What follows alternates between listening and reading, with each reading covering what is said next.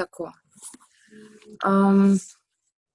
Torej, lepo pozdravljeni na današnjem predavanju, gledati in videti v sklopu cikla Umetnost, nevroznanost v galeriji. Ta cikel od leta 2018 prirejata Narodna galerija in Slovensko društvo za nevroznanost Sinapsa. Kar nekaj dogodkov smo v tem času že pripravili, tokrat se prvič srečujemo preko spleta in ne v živo v galeriji zaradi takih razmer, ki pač so. Namen teh srečanj je pravzaprav predstaviti stične točke umetnosti z nevroznanostjo, psihologijo, kognitivno znanostjo, filozofijo. Nekako poskušamo na teh predavanjih zgraditi most med dvema na videz bolj oddaljenima in mogoče navidezno nezdružljivima svetovoma, torej umetniškim in znanstvenim. Jaz bi mogoče še za nekaj besed prosila predstavnico društva Sinapsa, Tejo. Izvoli. Lep pozdrav vsem skupaj. Na današnjem predavanju bodo nevroznanstvene razlage doprinesla Sinapsa, Slovensko društvo za nevroznanost. Njen cilj je širjenje poglobljenega znanja nevroznanosti, spodbujanje tovrstnega izobraževanja na vseh ravneh, seznanjanje javnosti o nevroznanstvenih odkritjih in pa še mnogo več. Najbolj je poznana po tednu možganov, sklopu letno organiziranih izobraževalnih dogodkov. Tema letošnjega tedna možganov je Človek ni otok, pri čemer bomo predstavili, kako socialni proces in pa vedenje vznikajo iz delovanja naših možganov v interakciji z okoljem. Predavanja se bodo odvijala tretji teden v marcu, zato toplo dobrodošli tudi na teden možganov 2021. Zdaj, na današnjem predavanju pa bomo spoznali nevroznanstveno podlago likovnih prvin in pa vidnega zaznavanja. Obisk galerije in opazovanje likovnih del v naših možganih aktivira vrsto zanimivih procesov, ki pa nam kot opazovalcu ostanejo povsem nevidni in nezavedni. Zdaj, a pomeni gledati, že videti, in zakaj se nam zdijo nekatere barve, oblike bolj privlačne od drugih, in kaj točno se dogaja v naših možganih pri zaznavanju umetnosti. Na ta in pa podobna vprašanja bosta danes odgovorila profesor dr. Jožef Muhovič in pa mlada raziskovalka Nina Purg. Ja, preden se lotimo zares današnje vsebine, bi rada vse navzoče povabila, da vprašanja za oba predavatelja postavite preko aplikacije Slido. Spodaj v chatu boste našli povezavo do te aplikacije. Odgovarjali bomo pa potem na koncu, poskušali odgovoriti na čim več vprašanj oziroma na vsaj izbrana vprašanja, potem, ko bosta oba predavatelja zaključila s svojima prispevkova. Če dovolite, bi zdaj kar predstavila prvega predavatelja, to je profesor dr. Jožef Muhovič, slikar, likovni teoretik, raziskovalec in profesor na Akademiji za likovno umetnost in oblikovanje. Leta 1977 je diplomiral na Akademiji za likovno umetnost v Ljubljani, 80. leta zaključil specialko iz slikarstva pri profesorju, pri Janezu Berniku in leto zatem iz grafike pri Bogdanu Borčiču. Na Filozofski fakulteti v Ljubljani študiral tudi filozofijo in leta 81 magistriral, 86. doktoriral.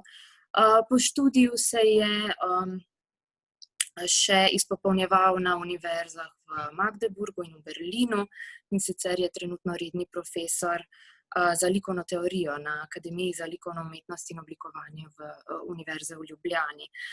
Ukvarja se sicer s slikarstvom, grafiko in kiparstvom, poučuje likovno teorijo, metodologijo umetniškega raziskovanja, formalno likovno analizo, estetiko, hermeneutiko sakralnega prostora, in področji njegovega dela sta tudi nevroestetika in fenomenologija, ki sta vključena tudi v njegovo delo vidno in nevidno. Kar predajam besedo. Najlepša hvala za besedo. Najlepša hvala tudi za povabilo. Rad bi najprej lepo pozdravil vas vidni in nevidni auditorij tukaj. Vi me boste slišali. Upam, da vam bodo diasi, s katerimi bi rad pospremil moje predavanje, služili in vam bodo delali stvari, ki bi lahko bile ali pa zvenele teoretično, bile bolj konkretne. No, proučevanja percepcije se praviloma lotevamo tam, kjer naš vidni aparat, to je oči, subkortikalna in kortikalna optična središča, ima opravka z dražljajsko situacijo, takega ali drugačnega tipa. Še posebej takrat, kadar ima pri obdelavi podatkov dražljajske situacije bodisi težave, bodisi kadar pride v stik z nestandardnimi oblikami teh dražljajskih situacij. Sam bom na tem mestu kot likovni praktik in likovni teoretik zadeve poskušal orisati in izostriti z nasprotnega zornega kota. In sicer stališča, ko na začetku dražljajske situacije, s katero naj bi se vidni aparat soočil, sploh še ni. Ampak je dražljajsko situacijo, ki bi jo vidni aparat lahko zaznal kot nekaj čutno, emocionalno, racionalno in duhovno smotrnega, potrebno šele ustvariti. No, likovniki smo pravzaprav vedno v tej poziciji. Mi ustvarjamo dražljajske situacije, ki bi jih človeški vidni aparat potem naj dojel kot čutno, emocionalno, racionalno in duhovno smiselne.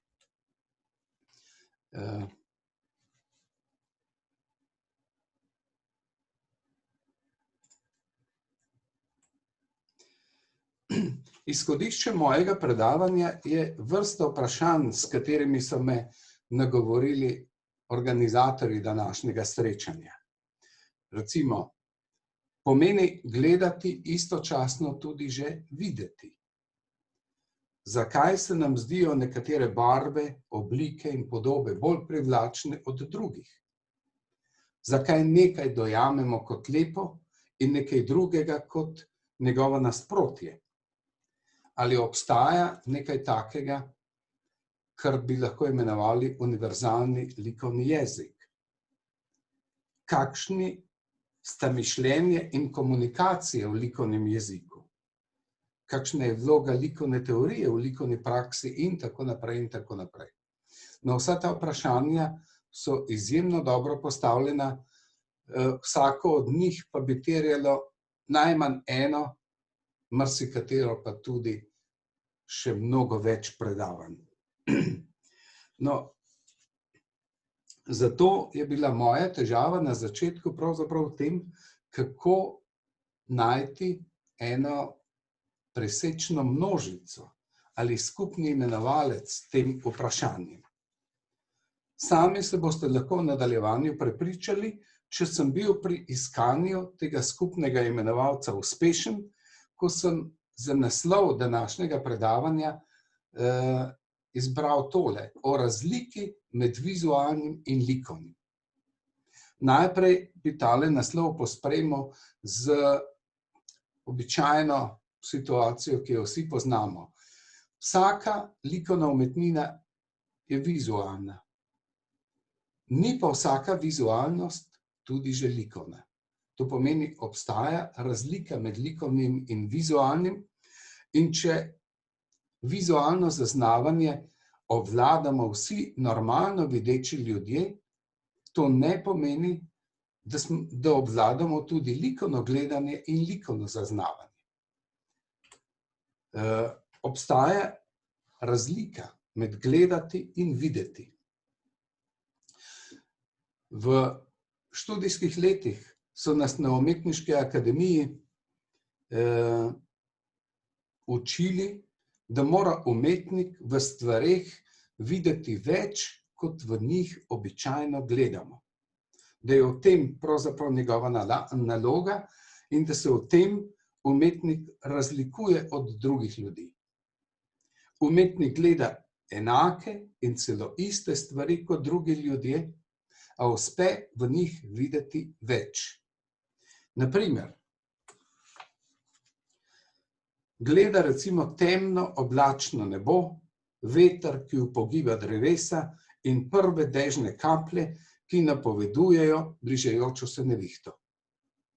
In vidi v tej zoprni, prednevihtni prozaiki, na katero smo lahko tudi jezni, če nam prekriža načrte, pravo malo dramo, če sledimo francoskemu pisatelju Christianu Bobenu, ki ob ravno taki priložnosti zapiše, citiram: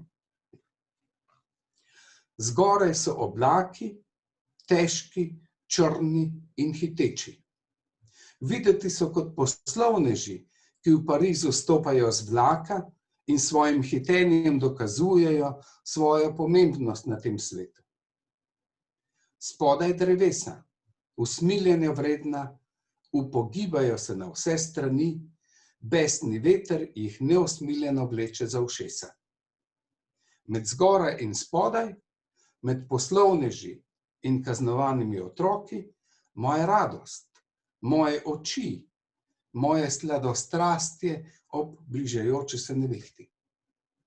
No, jaz upam, da iz te primerjave, iz tega pisateljevega zapisa in iz našega običajnega izražanja ob tej situaciji ugotovite, kaj to pomeni različno videti. Pa gremo še naprej na en drug primer. Milijoni parov oči in rok so dnevno prijemali in srečevali balanco in sedež navadnega bicikla, pa niso nikoli v njima videli nič več kot dva banalna, uporabna predmeta, dva anonimna, neestetska dela neke prozaične, uporabne celote.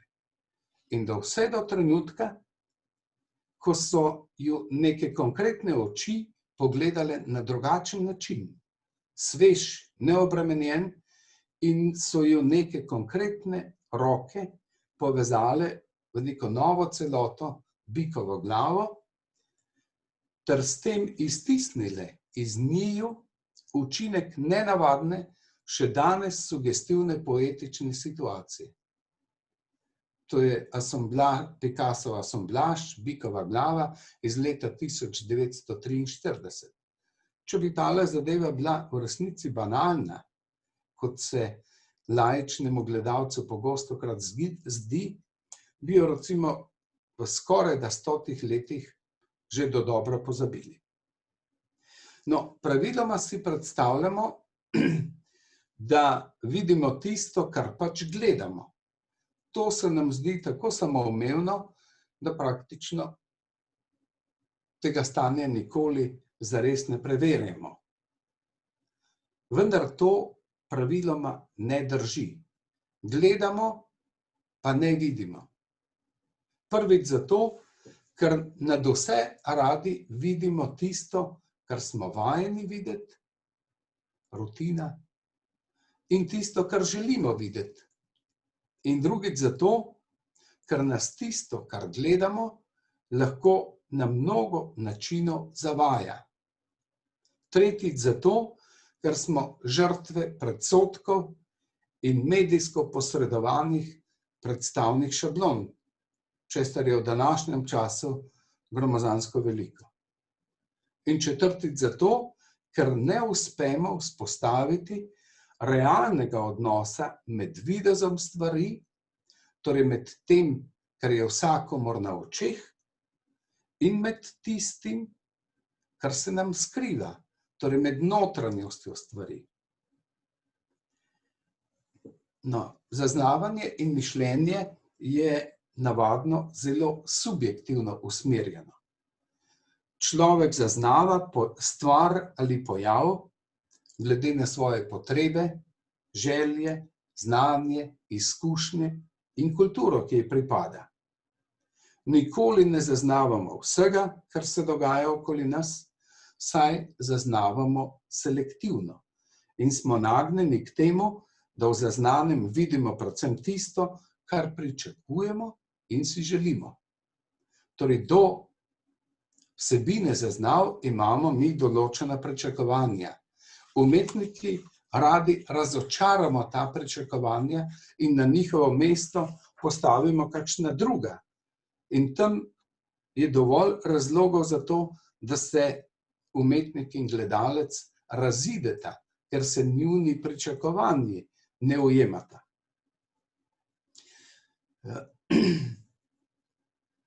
Torej, pri tem igrajo pomembno vlogo faktorji, kot so učenje, vzgoja, kultura, kot izraz vpliva družbenega okolja, njegovih predstav, vrednot in iz njih izvirajočih pričakovanj, zadržkov, ki praviloma niso naklonjena temu, kar od njih odstopa. Optične prevare ali iluzije so pojavi, pri katerih vidni aparat o naravi zaznavnega materiala in zaznavne situacije oblikuje napačne domneve. Njihova napačnost pa je mogoče razkriti s sodelovanjem drugih čutov, z razširitvijo zaznavnega konteksta in z odstranjevanjem sprožilnih mehanizmov. Znane so recimo globinsko-prostorske, barvne, svetlostne, geometrijske, kontekstualne in podobne iluzije. Temeljijo na dejstvu, da je vidno zaznavanje subjektivno in odvisno od načinov predelave dražljajev. No, primer, ki ga imate vi tukaj, običajni ljudje doživijo kot nekaj navadno nenavadnega ali pa nenavadno navadnega.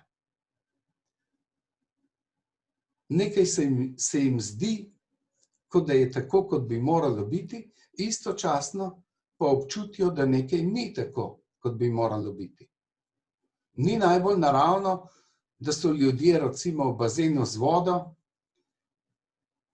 na tleh, torej na dnu tega bazena in po njem hodijo, da njihove torbe lepo visijo ob njihovih ramah. Kaj mislite, kako je tole napravljeno? Nobenega problema ne bi bilo, če bi se mi pred tole optično iluzijo nahajali v realnem prostoru, ker bi lahko dane podatke preverili z večjih zornih kotov. No, fotografski prostor, filmski prostor, slikovni prostor v tem pogledu omogoča več dvoumnosti. Zato omogoča tudi več optičnih iluzij, ki jih v naravnem prostoru le redko srečamo. Včasih pa tudi. Kaj mislite, da gledamo tukaj? Gledamo gospoda, ki lepo telefonira v prvem nadstropju hiše. Punčki levo spodaj, ki ga ogledujeta, se mu čudita. Ampak tale zadeva ni nastala v Photoshopu. To je bil realni ulični performans, ki ga je nemški umetnik Johann Lorber izvedel v tem primeru v Bilbao, drugače pa še v mnogih drugih mestih. Gospod prepričljivo nasprotuje gravitaciji in ta njegova pozicija je nenavadna za naša običajna perceptivna pričakovanja. No, tukaj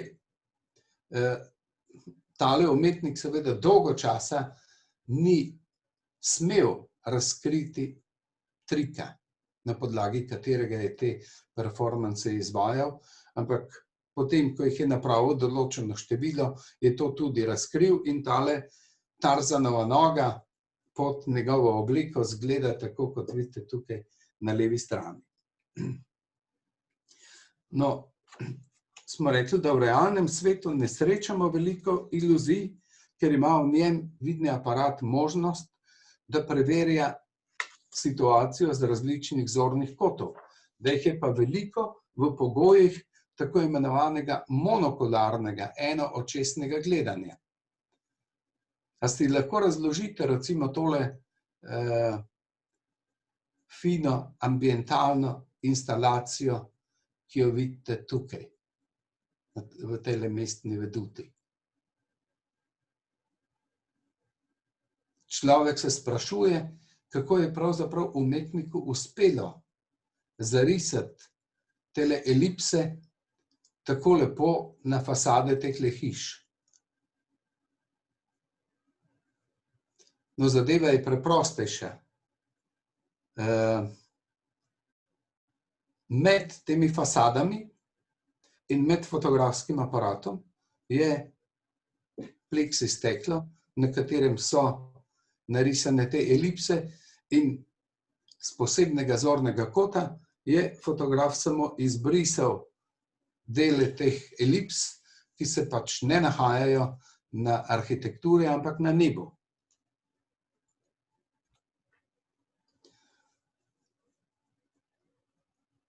Danes je vse mogoče, vidite, da lahko duhovi hodijo tudi po tem svetu. Postali so na nek način, ne vem, kako bi temu rekel, občutljivi. In kljub temu, da so nevidni, se obujejo copate in tukaj so pozabili izklopiti sence. Vi vidite, da so tile nevidni duhovi v športnih copatih nastali v enem posebnem okolju, ki mu pravimo Photoshop okolje. Tukaj imamo še en primer, ki ga v realnem svetu na noben način ne moremo videti, ne moremo zaznati. Zato, ker sta skupaj povezani dve izključujoči se zaznavni poziciji. Da vidimo tako rekoč eno in isto stvar, enkrat s ptičje in enkrat z žabje perspektive. Tudi tukaj najbrž zlahka opazite, da je po eni strani vse prav, po drugi strani pa ves čas nekaj kljuva vas in vam pripoveduje, da nekaj ne štima. René Magritte. Vse tele primere, ki smo si jih zdaj ogledali, bi na nek način lahko sumiral pod tale stavek. Gledam, pa ne vem, kako je mogoče, da vidim, kar vidim. Kaj vidimo pa tukaj?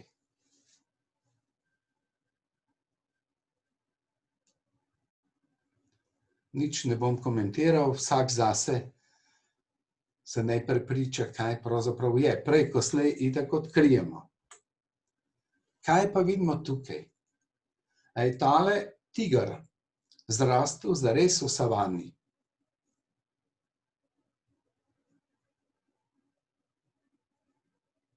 A je zrastel v savani Photoshopa? Opazujte njegove proge.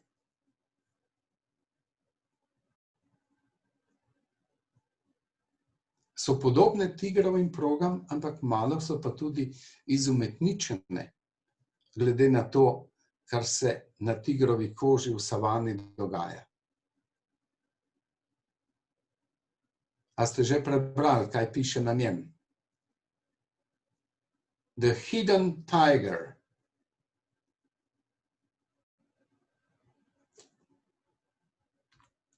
Gledam, pa ne vidim takoj, zakaj gre. je taka kratka razlaga za dva primera, ki smo jih zdaj videli. No, tukaj so tako imenovane znamenite Nemci in pravijo Kippenfiguren. V slovenščino je to na nek način težko prevesti, ampak take figure, ki se obračajo. Kadar vidiš eno, ne vidiš druge, in kadar vidiš drugo, ne vidiš prve. To je menjava funkcije, figure in ozadja. Mogoče je še najbolj znana tale Rubinova vaza, že iz srednješolske psihologije jo poznate. Če vidite vazo, ne vidite obrazov, če vidite obraza, vaze ne morete videti na enako poudarjen način. V katero smer so odprte oknice tega okna? Navznoter ali navzven? No, vsakdo vidi, da v različne smeri, glede na to, kje se zasidra opazovalčev pogled. Če beremo celotno stvar stališča police spodaj, potem se oknici odpirata navznoter. Če gledamo ali pa če fiksiramo svoj pogled najprej v tale majhni timpanon na vrhu tega okna, potem se oknici odpirata navzven. V psihologiji percepcije temu pravimo sidrni center. To pa pomeni, da percepcija dražljajske situacije ni vedno odvisna samo od strukture dražljajske situacije, ampak tudi od opazovalca. Tudi opazovalec ima pomembno funkcijo pri tem. Torej, če gledam eno, ne vidim drugega in obratno.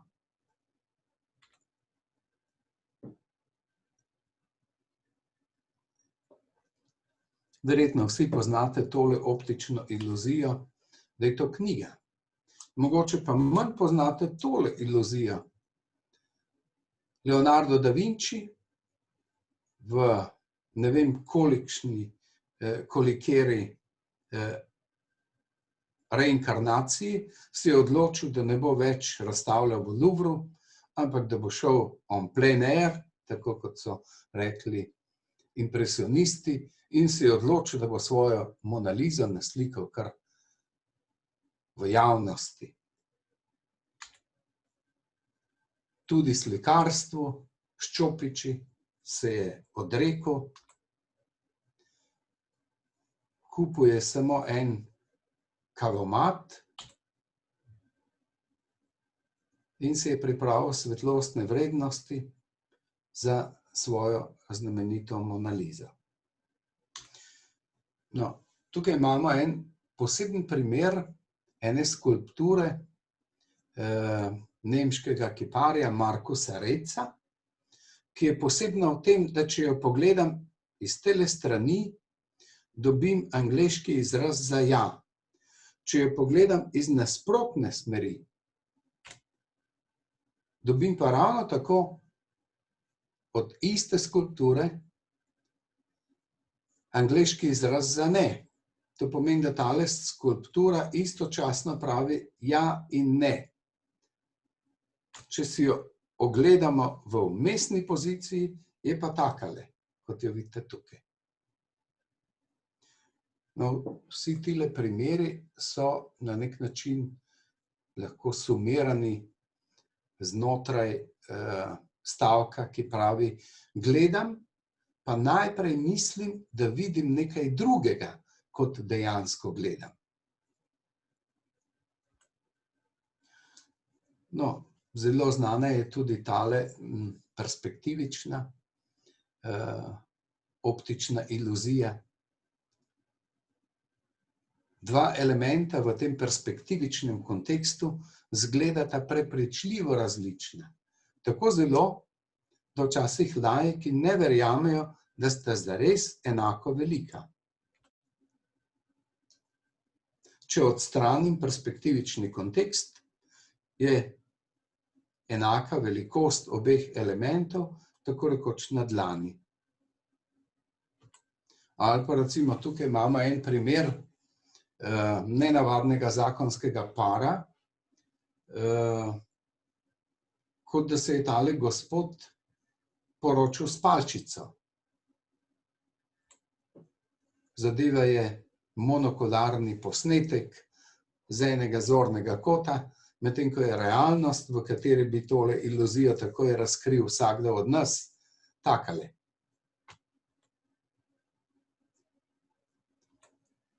No, morda poznate tole iluzijo ali pa tale optični trik, če lahko temu tako rečem.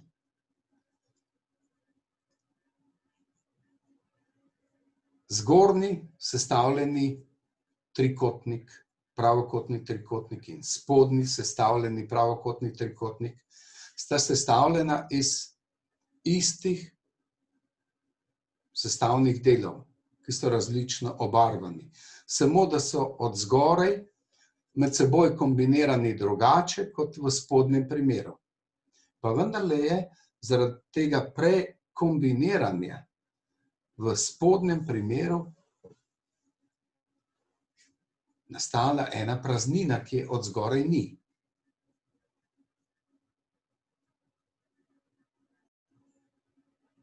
Lepo bi bilo, če bi lahko zdajle sodelovali in se vprašali, kako je pravzaprav do tega sploh prišlo. Kako je to mogoče? A ima kdo kakšno idejo?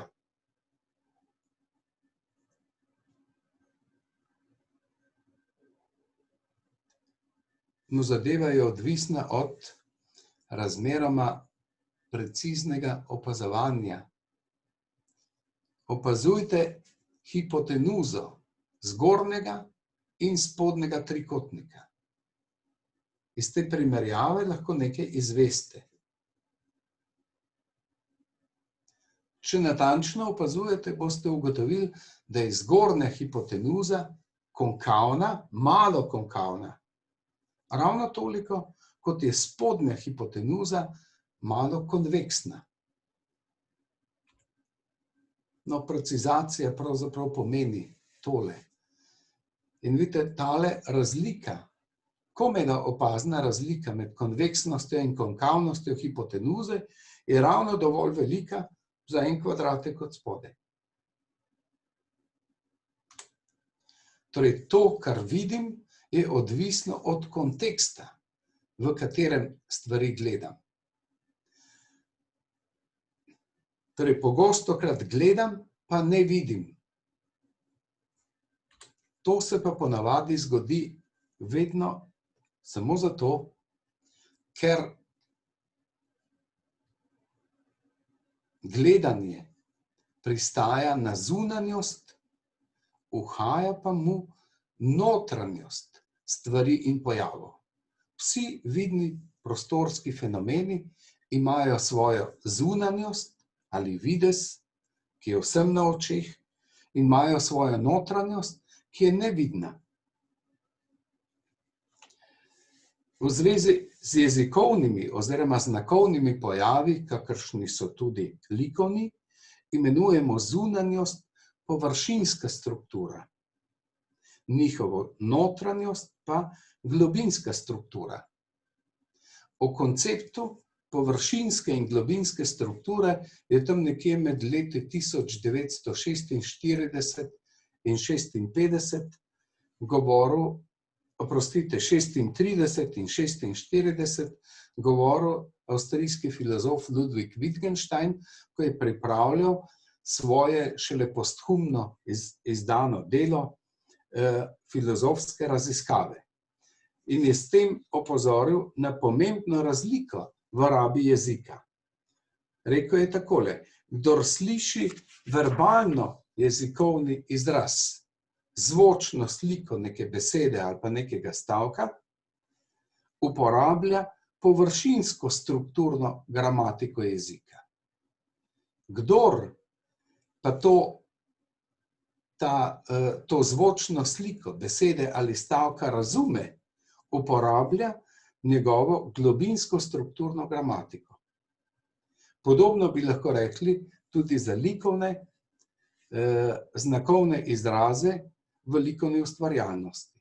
kdor jih gleda, uporablja njihovo površinsko strukturno gramatiko.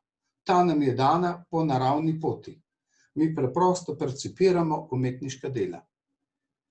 Kdor pa umetniška dela vidi, to je likovno dojame v njihovi strukturi, v njihovi duhovni ekstenziji, ter jih podoživi, pa doživi njihovo globinsko strukturno gramatiko. To se sliši nekoliko preveč teoretično, ampak se mi zdi, da se bo dalo na slikovnih primerih to čisto lepo videti. Poglejte, tole je zunanjost neke notranjosti. Tole je notranjost te zunanjosti. Ampak vidite, ta notranjost je istočasno tudi zunanjost sebi pripadajoče notranjosti. Poglejte, kakšne. Če likovni ustvarjalci ne bi znali prehajati od zunanjosti k notranjosti in nazaj, v resnici ne bi zmogli in znali na nek prepričljiv način, recimo, upodobiti tako kompleksno situacijo, kot je človeški organizem.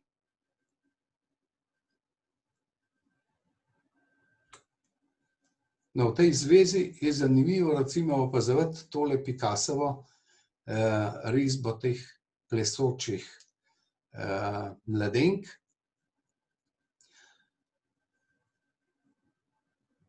Risba je tukaj definirana samo po konturah. Od znotraj ni slikar narisal ali naslikal prav ničesar. Ampak vidite, celotna informacija o notranjosti, o anatomski notranjosti teh figur je tukaj zapisana v njihovih konturah. Iz kontur lahko razberemo, kje je prsni koš. Iz kontur lahko razberemo, na kakšen način je obrnjen kolčni obroč. Iz konture lahko izvemo, kako je pri njeni desni nogi koleno obrnjeno naprej, mi pa vidimo zadnji del te obrnjenosti. No, tudi pri običajnih stvareh je tako, da imajo svojo zunanjost in notranjost. Včasih jih kupujemo zaradi zunanjosti, včasih jih kupujemo zaradi njihove notranjosti. Tudi naš mobitel ima svojo zunanjost in notranjost in tudi relief vsake pokrajine je tak, kakršen je, samo zato, ker ima od spodaj neko geološko notranjost, ki definira na mnogo različnih načinov relief površine. In tudi likovna dela imajo tako površinsko in globinsko strukturo. To vam bom pokazal na temle zadnjem likovnem delu, ki ga vsi gledamo, vprašanje pa je, če ga vsi tudi vidimo. Če se vprašamo, kaj pravzaprav vidimo na tej sliki oziroma na tej lavirani risbi Maurica Cornelisa Escherja, kaj bi rekli? Eni pravijo, da vidijo leteče ribe, drugi pravijo, da so to leteče ptice,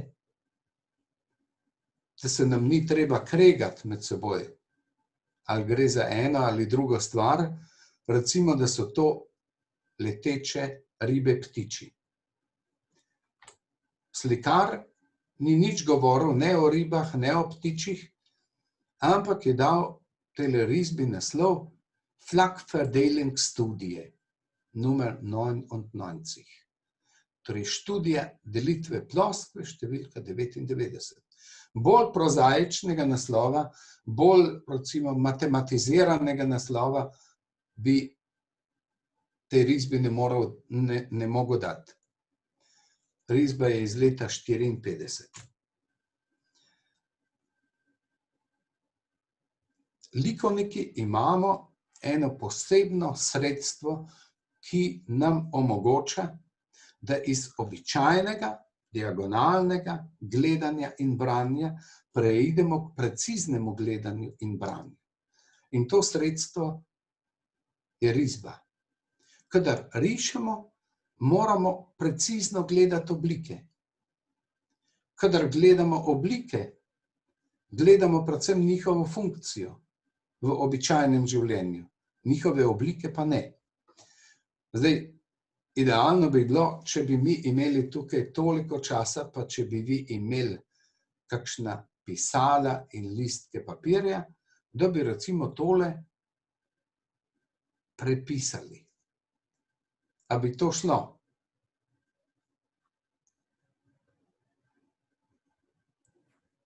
Profesor Čisto vsak. Muhovič, jaz Ja. sam toliko, da vas opozorim, da še Super. nekaj minut Hvala. tako. Ja. V 5 minutah tudi končam.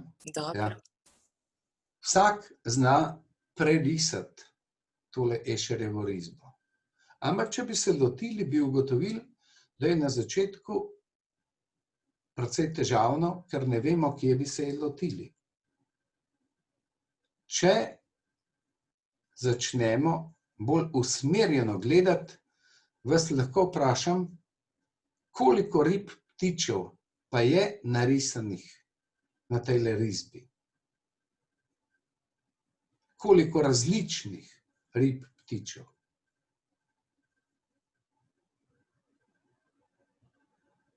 No, eni pravijo, torej eni jih začnejo šteti, pa nas to ne privede zelo daleč. Drugi rečejo 2 obliki.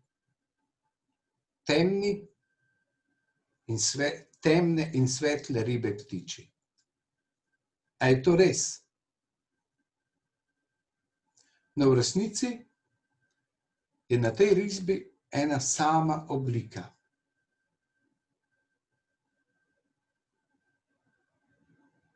No, na tak način smo si risarski posel v dobršni meri olajšali.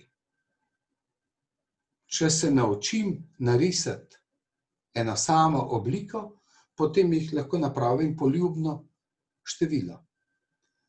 Recimo, dajte se skoncentrirati na eno od teh oblik. Jaz predlagam na tole ptico desno od vertikalne simetrale te risbe, ki je vidna v celoti, medtem ko so praktično vse druge takšne, da jim kakšen del manjka. Če si tole ribo, ptico, ogledamo, bomo zlahka ugotovili, da je njena risarska osnova enakostranični trikotnik. Poglejte točko na vrhu njenega repa in od spredaj na levem in desnem krilu. Te 3 točke tvorijo enakostranični trikotnik.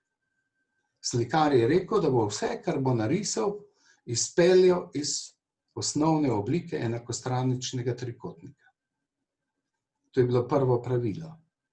Drugo pravilo, ker zdaj nimamo časa, da bi eksperimentirali, je bilo, da lahko temu trikotniku poljubno spreminja obliko, ne sme pa mu spreminjati njegove ploščine.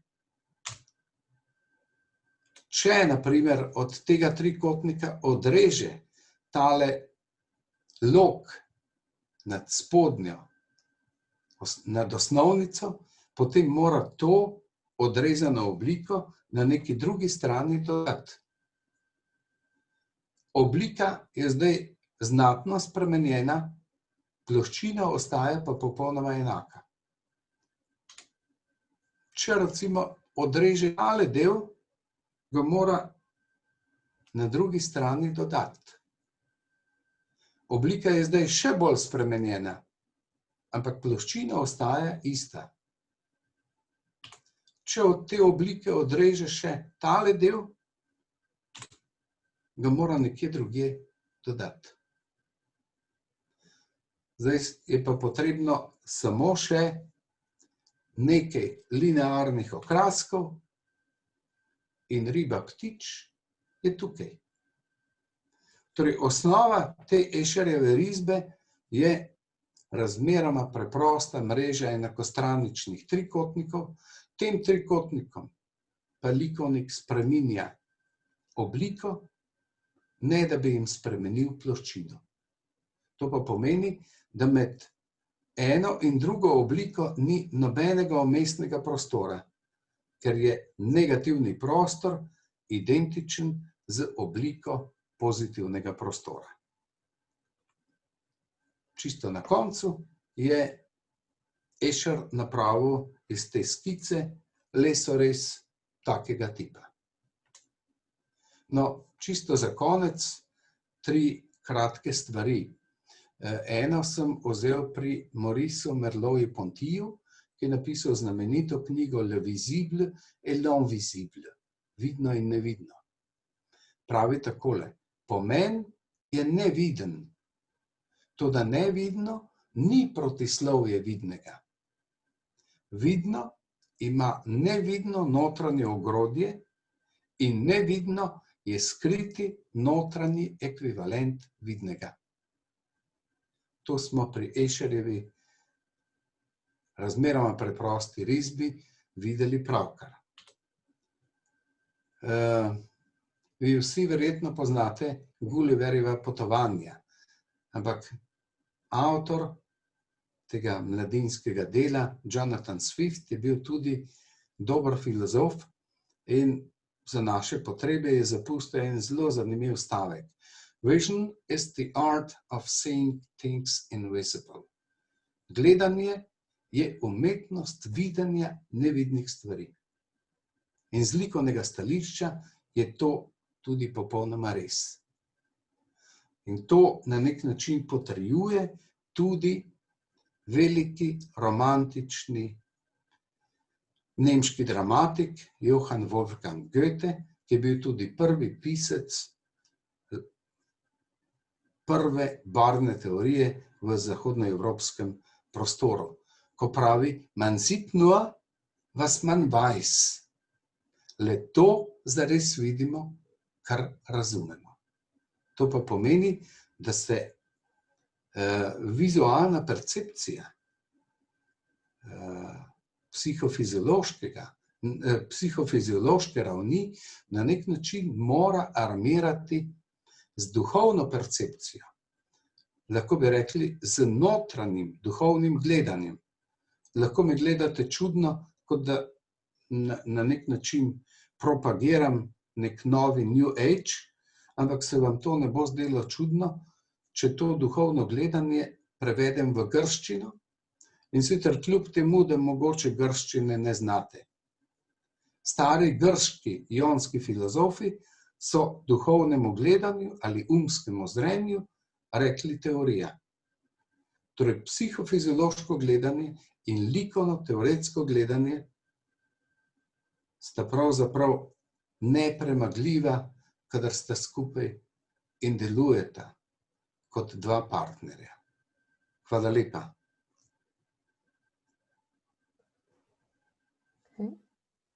Torej, najlepša hvala profesorju dr. Muhoviču za zelo zanimivo predstavitev. Zdaj, priložnost za odgovarjanje na kakršnekoli zastavljena vprašanja se je pojavila po naslednji predstavitvi Nine Purg. Nina Purg je mlada raziskovalka na oddelku za psihologijo na Filozofski fakulteti na področju nevroznanosti. Na Univerzi v Londonu, University College London, je na magistrski ravni dokončala študij nevroznanosti in tudi bila raziskovalka v laboratorijih Neural Computation Lab, Wellcome Trust Center for Neuroimaging. Na Univerzi v Ljubljani se od leta 2017 izobražuje na doktorski ravni na področju biomedicine v smeri nevroznanost in je tudi članica laboratorija za kognitivno nevroznanost. Ukvarja se s področjem vidne zaznave in procesiranja vidnih dražljajev, ki bo tudi tokrat predstavila v okviru umetnosti. Natančneje predstavila nam bo, kako se možgani odzovejo na barve, kontraste, likovno ravnotežje, orientacijo in pa tudi zlati rez. Zdaj pa kar predajam besedo Nini Purg. Zdravo, hvala za besedo. Najprej bi želela deliti prezentacijo, ampak še ne morem.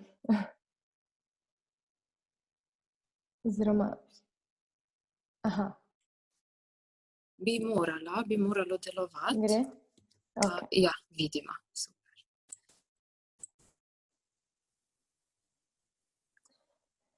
Ok, najprej lepo pozdravljeni. Moje ime je Nina Purg. Danes vam bom predstavila nevroznanstveni pogled na vidno zaznavanje s pomočjo različnih primerov optičnih iluzij, osredotočili pa se bomo predvsem na zaznavanje različnih likovnih prvin. Pa začnimo najprej s vprašanjem, kako se povezujeta živčni sistem in umetnost. Pomembna naloga našega živčnega sistema je, da nam omogoča zaznavanje našega okolja oziroma zunanjega sveta. Okolje zaznavamo s pomočjo čutil, ki različne okoljske dražljaje prevedejo v živčne signale. Živčni signali pa se potem prenesejo po naših živcev vse do naših možganov. Naša čutila so tako edini stik z zunanjim svetom. V okviru našega živčnega sistema so se razvili različni čuti, kot recimo vid, sluh, okus, vonj, tip, in prav ti čuti nam omogočajo zaznavanje in občudovanje različnih umetnosti. Recimo, vid nam omogoča zaznavanje nekih vizualnih umetnosti, kot so filmi, slike, sluh, recimo glasbe, okus kulinarike in podobno. Mi se bomo danes osredotočili predvsem na vidno zaznavanje. Torej, vidno zaznavanje se nam pogosto zdi zelo enostavna, naravna naloga, vendar v resnici vključuje veliko različnih kompleksnih procesov in zahteva sodelovanje različnih možganskih struktur. Pa si za opisovanje vidnega zaznavanja mogoče pogledamo torej sliko, ki jo vidite na zaslonu. Na tej sliki vidite različne ljudi, ki gledajo v različne smeri. Kaj s tem pravzaprav počnejo? Torej, z usmerjanjem glave in oči lovijo svetlobo, ki se odbija od različnih predmetov in pa ljudi v njihovi okolici.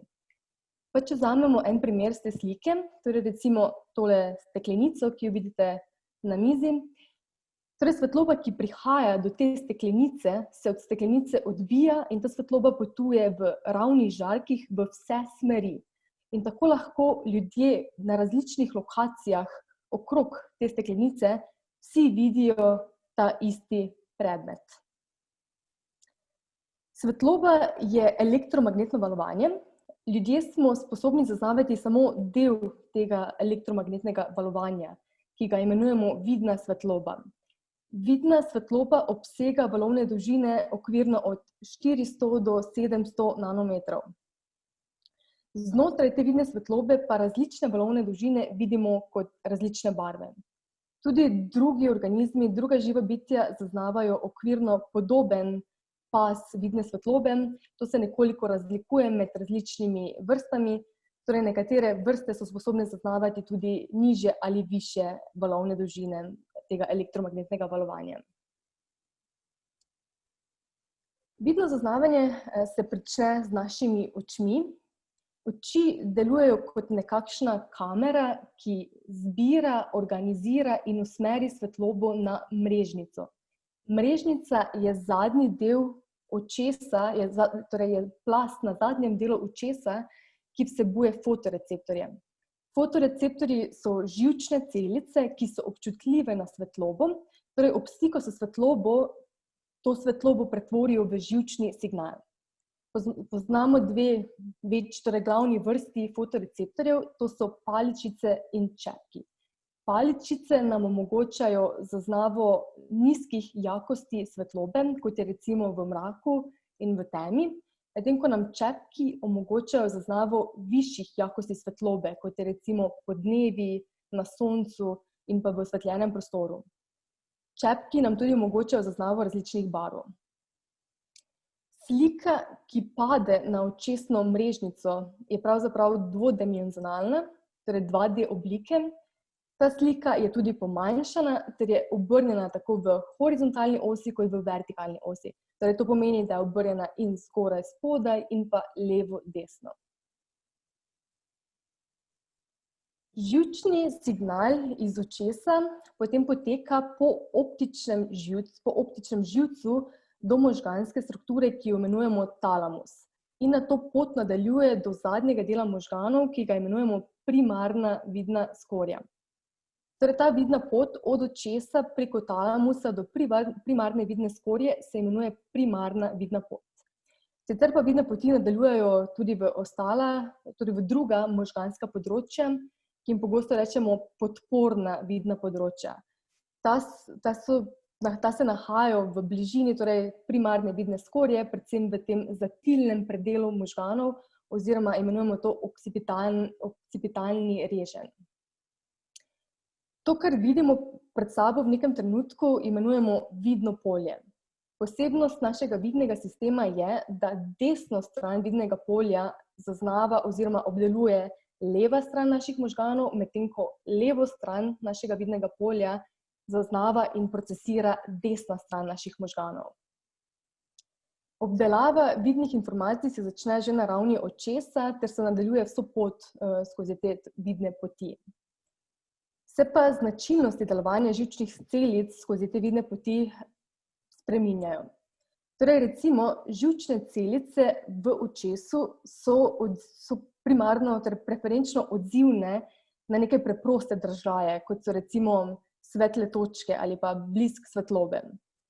Potem celice v primarni vidni skorji so občutljive že na neke malenkost kompleksnejše vidne držaje, kot so recimo različne orientacije likov. Medtem ko živčne celice v drugih podpornih vidnih področjih pa so preferenčno odzivne na še kompleksnejše like, objekte, ki so pomembni za naše vedenje, za naše delovanje v svetu, to so recimo tudi obrazi. Torej, sedaj sem na kratko predstavila neko anatomijo in fiziologijo vidnega zaznavanja. Vidne možganske poti so verjetno najbolje raziskani mehanizmi možganskega delovanja, vendar je tudi tukaj še precej neznank, precej nerešenih vprašanj. Pomembno je poudariti, da naše trenutno razumevanje anatomije in fiziologije vidne poti še ne more razložiti naše subjektivne vidne zaznave. Torej, to pomeni naše subjektivne izkušnje medtem, ko gledamo neke vidne dražljaje. To tudi pomeni, recimo, da znamo prepoznati neke informacije in jim določiti nek pomen. Torej, z drugimi besedami to pomeni, da trenutno še ne znamo pojasniti, kako gledati vodi v videti. Zakaj pa pravzaprav ločimo gledati in videti kot dva različna procesa? Torej, različne raziskave kažejo, da se naše subjektivno videnje pogosto razlikuje od dejanskih fizikalnih lastnosti tega, kar gledamo. Torej, po eni strani lahko merimo neke fizikalne lastnosti svetlobe, po drugi strani pa lahko merimo neko subjektivno presojo, neke subjektivne vidne zaznave. Če vzamemo primer recimo svetlost, svetlost je najosnovnejša oblika vidnega zaznavanja. Svetlost je možno objektivno izmeriti. Fizikalna količina svetlosti je svetilnost. Torej, svetilnost je mogoče izmeriti s takimi orodji, ki jih imenujemo luksmetri. Po drugi strani pa lahko neko subjektivno zaznavo svetlosti izmerimo tako, da nekega posameznika prosimo, da presodi svetlost nekega vidnega dražljaja. Recimo, da presodi, ali je nekaj temnejše ali svetlejše. Take raziskave pogosto kažejo, da imajo posamezniki težave pri razločevanju podobnih svetlosti ali pa dva lika, ki sta iste svetlosti, ocenijo kot temnejšega in svetlejšega. To se še jasneje vidi na naslednjem primeru. Torej, na tem primeru vidite dva krogca, ki sta popolnoma enake svetilnosti. Torej, gre za popolnoma enaka krogca. Če pa ta dva krogca postavimo v neko drugo ozadje, pa se naša subjektivna zaznava svetlosti teh dveh krogcev spremeni. Torej sedaj ta levi krogec izgleda svetlejši, medtem ko desni krogec izgleda temnejši. Podoben je primer tudi s to šahovnico, kjer vidimo polji A in B in vidimo ti dve polji kot različno svetli oziroma temni. Polje A izgleda temnejše kot polje B. Če pa ti dve polji povežemo, pa vidimo, da so pravzaprav enako svetli. Torej, kot ste že slišali v prejšnjem predavanju, nek kontekst, neko pričakovanje vpliva na naše vidne zaznave. Torej, to razlikovanje oziroma to odstopanje med fizikalnimi lastnosti in pa našimi subjektivnimi zaznavami ni omejeno samo na zaznavanje svetlosti, ampak se pojavlja tudi pri zaznavanju drugih vidnih lastnosti. To ni nekaj tudi, kar bi bilo prirejeno za namene te predstavitve, ampak lahko to testirate tudi sami in podobni primeri se pojavljajo tudi v vsakodnevnem življenju. Povedali smo že, da je naš vidni sistem sposoben zaznavati barve. To, kar zaznavamo kot barve, so pravzaprav različne valovne dolžine vidne svetlobe. Zaznavanje barve nam omogočajo fotoreceptorji čepki. Imamo 3 glavne tipe čepkov, ki so preferenčno odzivni na kratke, srednje dolge in pa dolge valovne dolžine vidne svetlobe. In kombinacija aktivnosti teh 3 tipov fotoreceptorjev tvori to neko subjektivno zaznavo barve. Zakaj pa je pravzaprav pomembno zaznavati barve? Če pogledate sliko na desni strani, v prvi vrstici vidite 2 sliki, ki sta usklajeni po svetlosti. Torej, recimo, če ne bi zaznavali barve, bi ti 2 sliki videli kot popolnoma enaki. Torej, šele z dodajanjem barve oziroma sposobnostjo zaznavanja barve lahko prepoznamo ta H v barvni sliki. To recimo lahko prikažemo tudi na nekih slikah iz narave, iz vsakdanjega življenja. Gledamo torej spodnjo vrstico, na levi sliki vidimo različne sivine in zelo težko presodimo, kaj pravzaprav vidimo na tej sliki. Če pa pogledamo desno barvno sliko, vidimo, da gre za nek gozd in v spodnjem desnem kotu vidite tudi nekega medveda. Torej, očitno je zaznavanje barve bilo za nas evolucijsko koristnejše oziroma nam je omogočalo boljše možnosti za preživetje. Barva pravzaprav ne obstaja v fizičnem svetu, tako da v bistvu zaznavanje barve je tudi neka iluzija naših možganov. In to lahko prikažemo z različnimi optičnimi iluzijami. Tukaj recimo vidite neko barvno kocko, bodite pa pozorni predvsem na rjavo barvo na vrhu kocke in pa na oranžno barvo na sprednji strani te kocke. Torej, verjetno se vsi strinjamo, da gre za neki 2 različni barvi, za rjavo in pa oranžno barvo. Če pa odstranimo neko ozadje oziroma kontekst te slike, pa vidimo, da gre pravzaprav za enako barvo, torej obe ploščici sta pravzaprav rjavi. Podobno se dogaja tudi pri zaznavanju različnih linij, črt in oblik. Če gledamo sliko na levi strani, vidimo 2 vzporedni rdeči črti. In v prisotnosti teh črnih črt, ki nakazujejo perspektivo, se nam zdi, kot da so ti 2 ravni črti upognjeni v tem srednjem delu. Na desni strani vidimo 2 tudi vzporedni črti, gledamo zgornjo sliko, kjer so pa puščici enkrat obrnjeni, torej v eno smer, enkrat pa v drugo smer. In zdi se nam, da je zgornja črta krajša kot pa spodnja črta, čeprav pravzaprav gre za enako dolgi črti. Podobno razhajanje med dejansko velikostjo oblik in pa subjektivnim zaznavanjem lahko vidimo tudi pri kompleksnejših oblikah. Tukaj vidimo 2 oranžna krogca, ki sta pravzaprav enako velika, ampak zdi se nam, da je levi krogec nekoliko manjši. To je zaradi prisotnosti teh ostalih sivih krogcev. Torej spet nek kontekst vpliva na naše zaznavanje. Kot smo že govorili, je slika, ki pade v naše oči, pravzaprav dvodimenzionalna. Torej, to neko zaznavanje prostora, občutenje prostora je tudi iluzija naših možganov. Naši možgani so sposobni tvoriti zaznavo prostora na podlagi namigov, ki prihajajo tako iz enega očesa, kot tudi v kombinacijah obeh oči. Torej recimo na podlagi namigov, ki prihajajo iz obeh oči, lahko naši možgani izračunajo oziroma tvorijo predstavo prostora. To deluje tako, da sliki, ki padeta v obe očesi, se nekoliko razlikujeta. Torej, sliki sta nekoliko zamaknjeni zaradi različne pozicije naših oči. In te relativne razlike v slikah, ki padeta na obe očesi, možgani torej uporabijo za predstavo o prostoru. To recimo uporabljajo tudi v različnih tridimenzionalnih slikah oziroma v filmih. V tridimenzionalnih slikah sta v bistvu prisotni dve sliki, ki sta rahlo zamaknjeni, in te dve sliki sta obarvani v različnih barvah. In v kombinaciji s temi posebnimi očali, ki prepuščajo samo specifične barve svetlobe, naši očesi dobita različni, rahlo zamaknjeni sliki.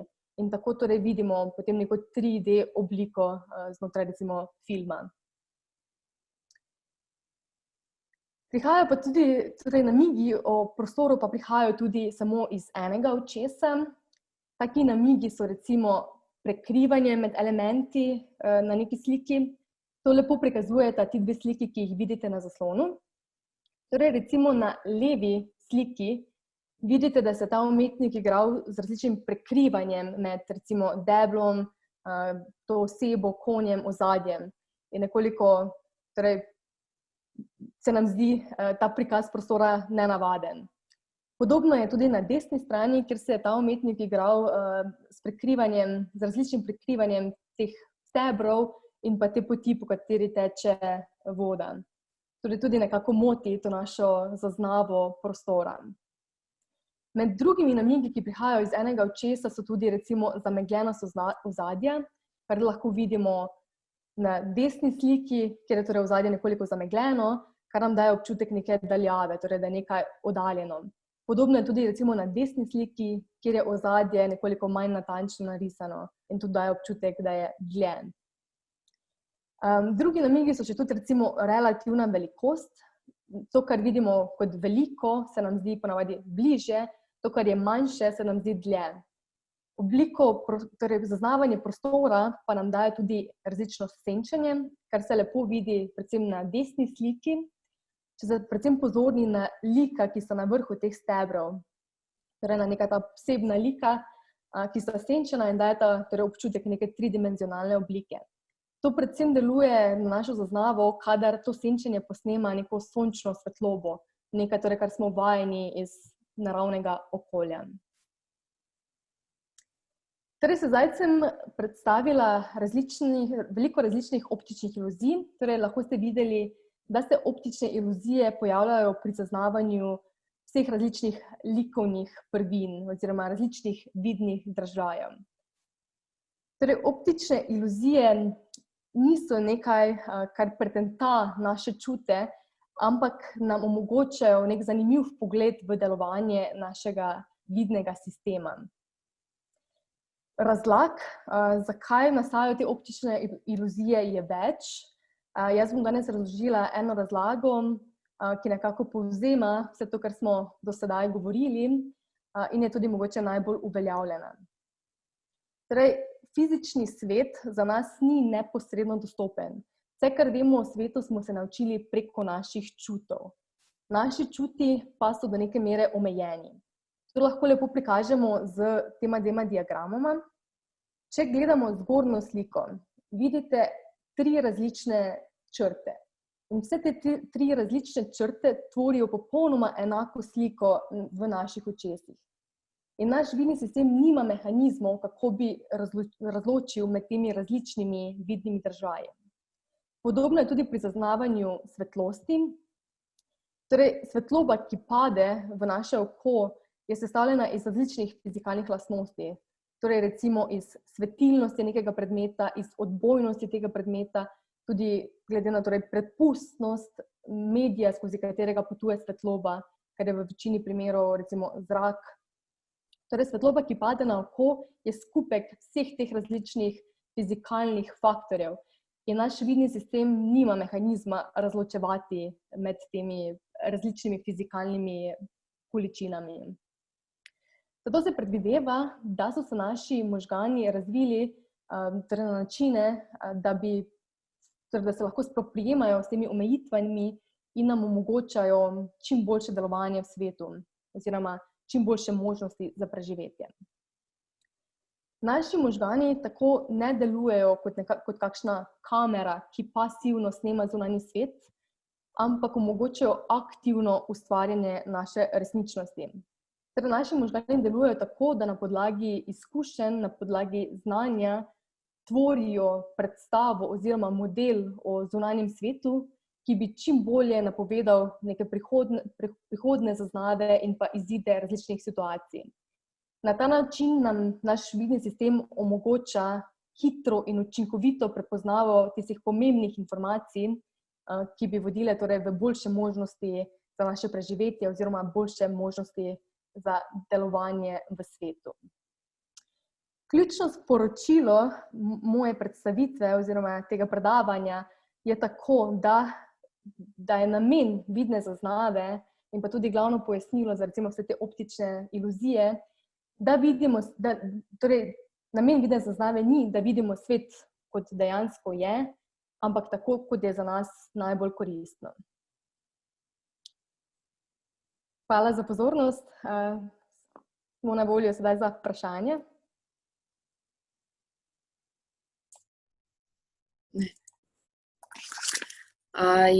Hvala tudi Nini Purg za njen prispevek.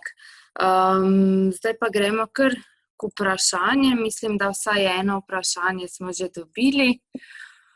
In sicer, kako procesiramo zlati rez? Ali smo predispozicionirani k temu, da ga iščemo, oziroma da nam estetsko ustreza? Kdo bo poskušal odgovoriti? Profesor Muhovič, bi vas sam prosila, če si mikrofon vklopite. Mislim, da imate, da je... Se opravičujem. Tako, ja, tako. To je bilo vprašanje zame. Sem ga prav v redu slišal. V zvezi z zlatim rezom in njegovim iskanjem lahko rečemo, da nam ga sploh ni potrebno iskati. Namreč imamo ga, kar se le da blizu, naprimer v moji roki. Tole prvi členek proti drugemu je v razmerju minor proti major. Tale prva dva proti tretjemu členku je major proti minor. Prst proti moji roki je minor proti majorju. Dlan proti podlakti je minor proti majorju. To pomeni, če zdaj tako rečem, naše telo je tako rekoč polno zlatoreznih razmerij. Zato vsi, naprimer dizajnerji, ki oblikujejo karkoli, kar naše telo uporablja, ali pa kar naša roka uporablja, morajo prilagajati zlatoreznim proporcem roke. Recimo tukaj imam čisto preprost rokovnik, ki je v zlatoreznem razmerju, zato da je moji roki absolutno prilagojen. Da ga jaz lahko vzamem v roke, da ga lahko recimo tako kot kakšen mobitel, da ga lahko zlahka uporabljam in da to za mojo roko ne predstavlja nobene ovire. Zdaj, če je tole vprašanje vsaj deloma usmerjeno tudi v to, kako zlatorezne razmerja načrtujemo ali pa kako jih opazimo. Zdaj, problem je, ker tukaj nimam nobene table, da bi to lahko narisal, ampak zlahka si boste predstavljali. Najbolj enostaven tip načrtovanja zlatoreznih razmerij je naslednji. Namreč zlatorezno razmerje je razmerje dveh dolžin ali dveh količin, ene manjše in ene večje. Razmerje manjše dolžine proti večji dolžini je enako razmerju večje dolžine proti vsoti obeh. Predstavljajte si navaden kvadrat. Stranica tega kvadrata je manjša dolžina ali minor. Ta kvadrat razdelimo s simetralo na polovico in diagonalo polovičnega kvadrata prenesemo na osnovnico. Stranica kvadrata je minor, tale prenos diagonale polovice kvadrata na osnovnico pa je major. In to razmerje je 1 proti 1,61803, pri čemer je zlatorezno razmerje iracionalno število. To pomeni, da ima neskončno, nepreštevno število decimalk.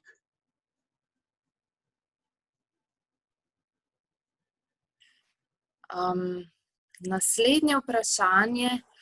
Kaj se dogaja v možganih pri sinestetih? Verjetno zame. Ja, torej, za tiste, ki ne veste, to so ljudje, ki zaznavajo, torej ob gledanju, recimo nekih vidnih dražljajev, zaznavajo še druge čute, kot je, kaj pa vemo, okus, sluh ali katerakoli kombinacija teh različnih čutov.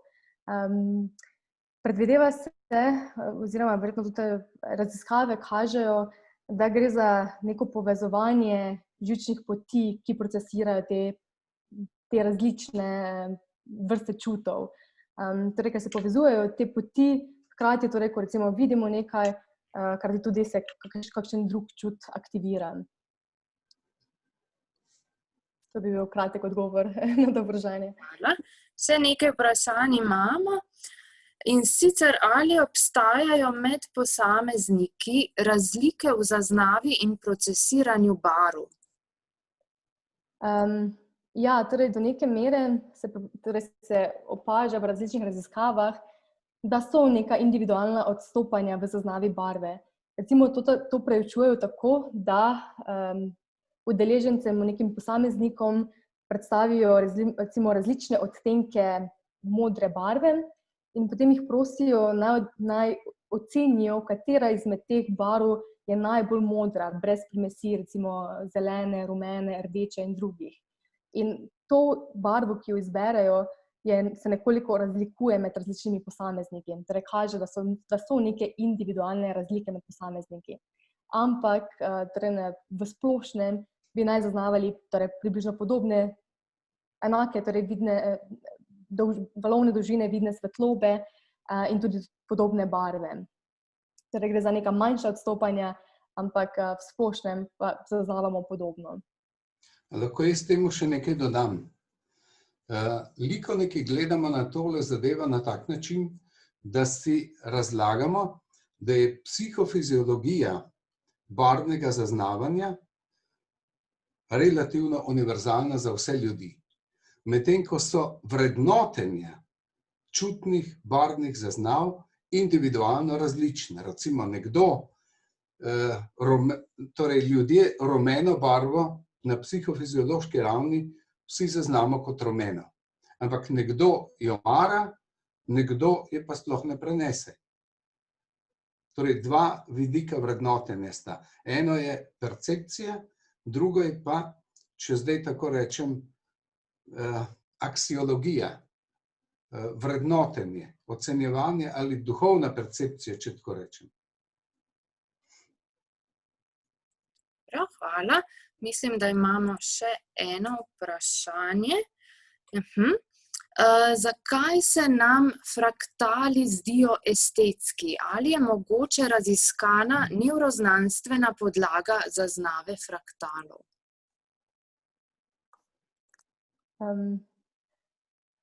Če se iskreno, niti ne vem, kaj so fraktali, mogoče če profesor. Jaz vem, kaj so to fraktali, ampak ne bi znal povedati, zakaj se nam pravzaprav zdijo, če sem prav si zapomnil iz vprašanja, tako estetski.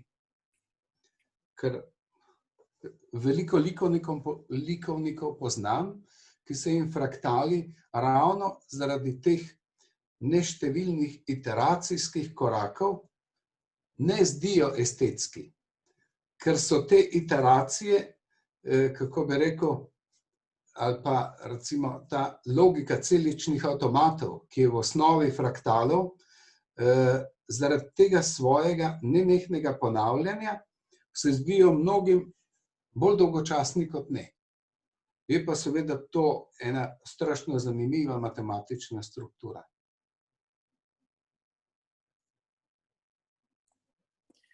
Poglejmo. Pravimo, da je vse, kar je likovno, tudi vizualno.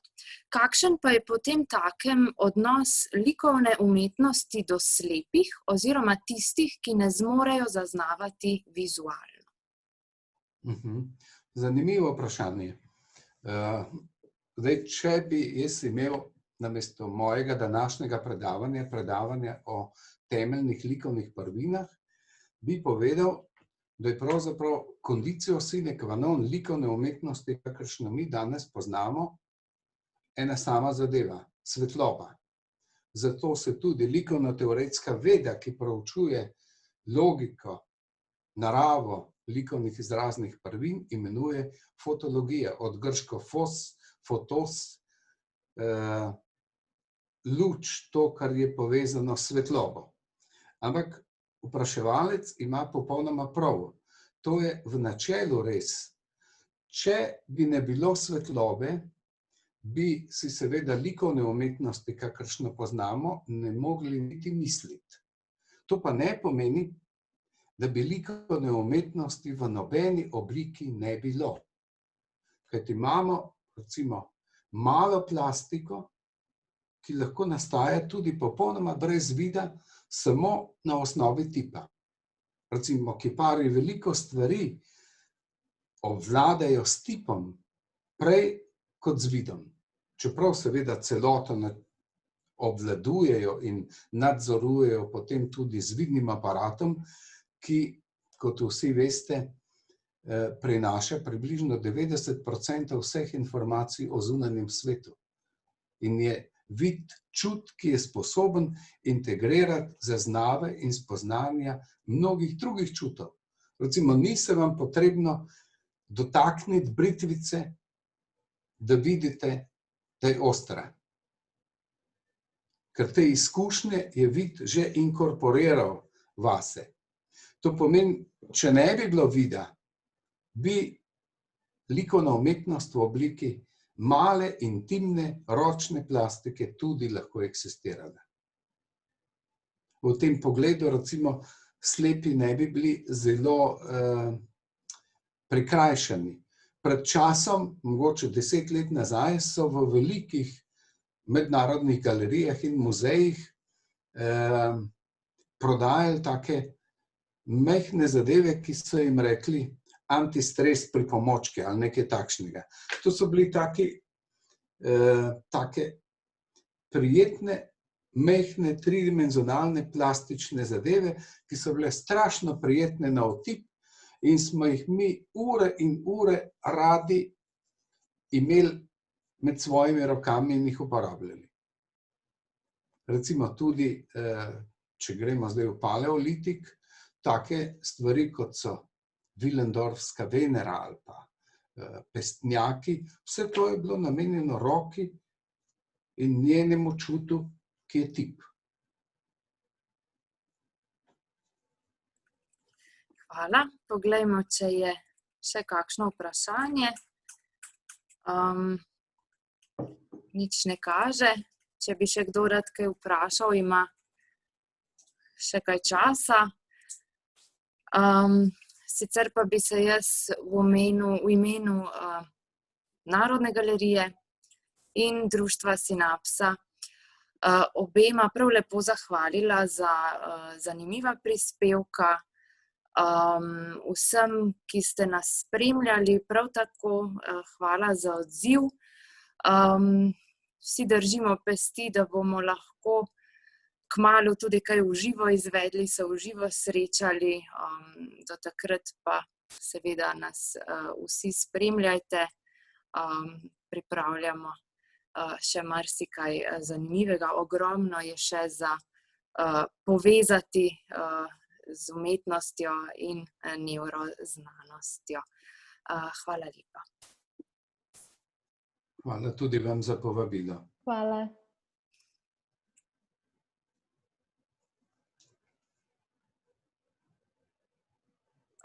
Jaz sem dobila še 2 vprašanji, če se strinjate. Ali bi predlagali kakšno čtivo na temo vidnega zaznavanja? Verjetno vprašanje zame. Torej, obstaja ogromno različnih knjig, ki se ukvarjajo z vidnim zaznavanjem. Kakšne specifične knjige? Recimo, meni osebno všeč je knjiga Neuroscience Bear, je avtor. Ta knjiga se loteva malo bolj bioloških vidikov zaznavanja. Zelo luštna je recimo Coursera predstavitev na temo Visual Perception, je naslov Coursera predavanja. To je sigurno luštno pogledati. Tudi obstaja en kup različnih knjig, torej na temo vidne percepcije. Odvisno, kaj bi vas zanimalo. Po eni strani obstajajo knjige, ki se bolj osredotočajo na neke bolj biološke mehanizme, po drugi strani pa so tudi knjige, ki se bolj osredotočajo na neko subjektivno vidno zaznavo oziroma neke psihološke vidike. Ampak je precej tega. Še eno vprašanje smo prejeli. Glede na to, da obstajajo specifični nevroni, ki se aktivirajo ob zaznavi obrazov, ali obstajajo neke univerzalne obrazne poteze, ki privlačijo oziroma odbijajo? Ja, torej zaznavanje obrazov je z vidika človeškega delovanja zelo pomembno. Torej, vsakodnevno se srečujemo z različnimi ljudmi, za nas je pomembno prepoznava obraza, prepoznava različne mimike, prepoznava čustev. Zato so tudi živčne, torej v možganih obstaja področje in pa živčne celice, ki se preferenčno odzivajo na obraze. To je tukaj recimo bolj v temporalnem delu možganov. Zdaj, zakaj zaznavamo nekatere obraze kot privlačnejše? Menda je to bilo vprašanje. To je povezano torej delno z nekimi biološkimi mehanizmi, torej zaznavamo do neke mere so nam privlačnejši obrazi, ki namigujejo na neke biološke značilnosti, recimo posameznika. Recimo nekateri ti spolni hormoni lahko vplivajo na neke obrazne poteze in to na neki nezavestni ravni zaznamo. In recimo taki obrazi so nam zato privlačnejši, ker nam nezavedno torej omogočajo oziroma se zavedamo, da nam omogočajo neke boljše možnosti za reprodukcijo, recimo. Torej, to so neki taki biološko zakodirani mehanizmi. In so recimo tudi neka simetrija obraza se prepoznava kot lepša, ker bi naj to pomenilo neko odsotnost bolezni oziroma neko zdravje. Nasploh recimo mlajši obrazi, ki izgledajo bolj zdravi, so načeloma privlačnejši čisto iz nekih teh torej, bioloških mehanizmov po preživetju in razmnoževanju. Je pa verjetno tudi res, da so neke individualne razlike, tudi zaznavanje lepote je kulturno pogojeno.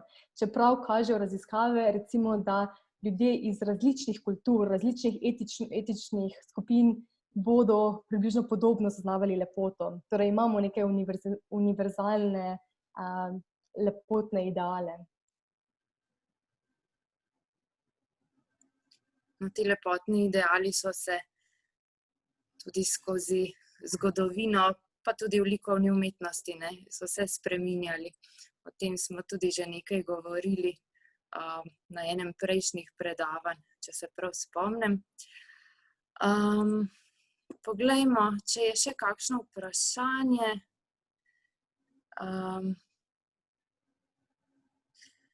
Izgleda, da je to pravzaprav to, da ni več drugih vprašanj, torej se še enkrat obema lepo zahvaljujem in se že veselim v bistvu naslednje priložnosti za sodelovanje.